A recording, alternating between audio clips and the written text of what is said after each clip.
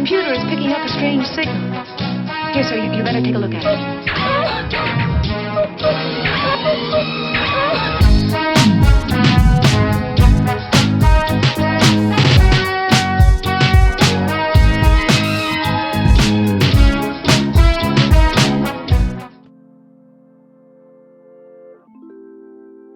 Hello listeners, and welcome to another episode of Life Through a Prism with your host Rob Tierney, episode 49. In this episode we're going to take a look at an article from the website theguardian.com. The writer of the article is based in the US, but no matter where you are in the world as a disabled person, it is still very much relevant. The article is entitled, "A cutting board costs me $75. It might cost you $10. What to know about the disability tax." Research shows disabled people need at least 28% more income than non-disabled people for a similar living standard. Tiffany Yu is an award-winning social impact entrepreneur, disability advocate and content creator. She is the founder and CEO of Diversibility, a social enterprise to elevate disability pride and build disability power. The article is dated Tuesday the 19th of November 2024. Growing up, I always found the kitchen a little intimidating. So in 2020, during a period when many of us were sheltering at home, I decided to learn how to cook. I was already able to make basic meals like pasta, salad and sandwiches, but working in finance meant I often ate out or turned to easily microwavable meals. To prepare, I purchased kitchen staples, including a knife and cutting board. My right arm was permanently paralysed in a car accident when I was younger, so I bought a one-handed cutting board. It was a sturdy piece of plastic with suction cups on the bottom. On top, there were two features to help stabilise what I was cutting: sharp spokes that stuck out on one side and a clamp on the other side. It came with a rocker knife, which I later learned was inspired by the Inuit ulu. The catch? The board cost $75. For people who can use both hands, kitchen knives are available for $3 to $10 and cutting boards for $5 to $20. But to participate in the same activity, say cutting a tomato, would cost $75 over someone else's $30. Why did I have to pay over 100% more to do something as essential as cooking in my own kitchen? The reality is that it is expensive to be disabled.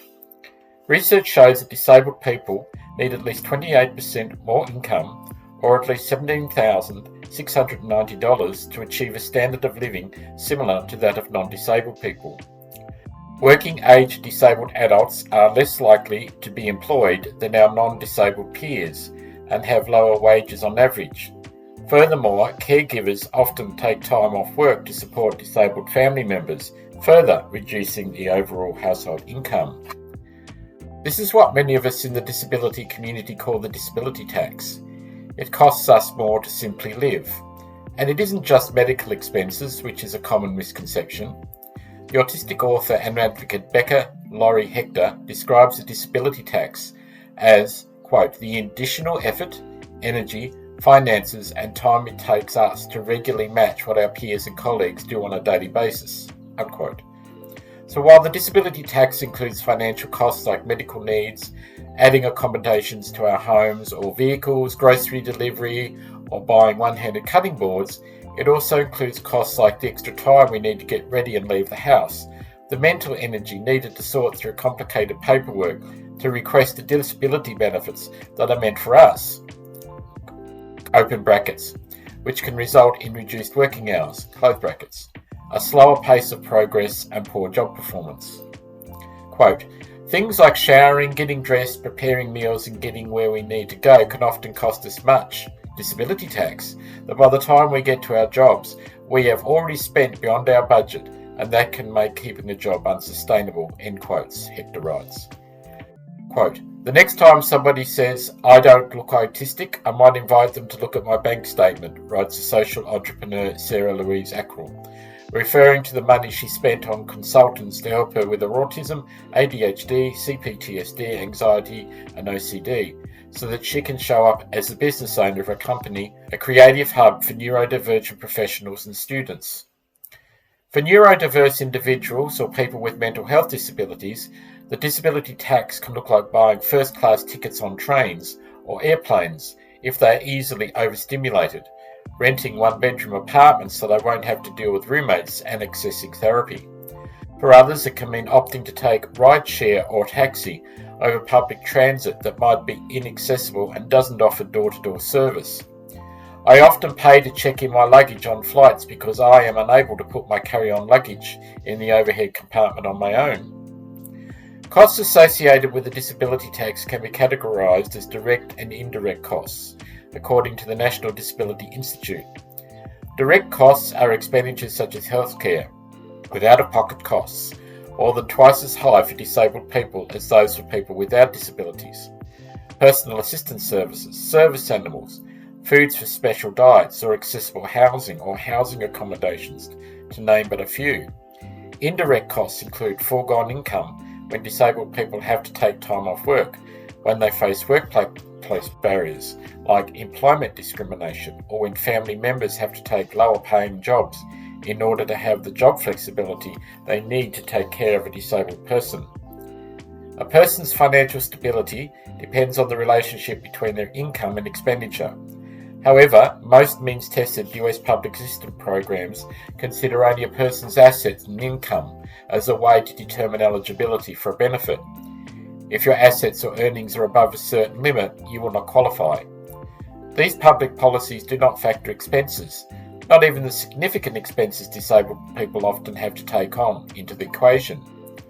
What ends up happening is that many of us are denied public assistance based on our savings and income levels, even though our extra disability-related expenditures mean we are not actually financially stable. To overcome this impossible hurdle, disabled people who depend on benefits might choose to keep their income low and savings low, trapping them in a vicious cycle of poverty. The Social Security Administration has two disability programs, the SSI, Supplemental Security Income, and Social Security Disability Insurance. In 2024, the earnings threshold is $1,971 a month for those on SSI, and for those on SSDI, it is $1,550 a month for a non-blind person and $2,590 per month for a blind person. In some places, these thresholds are so low that it would make it hard to afford rent.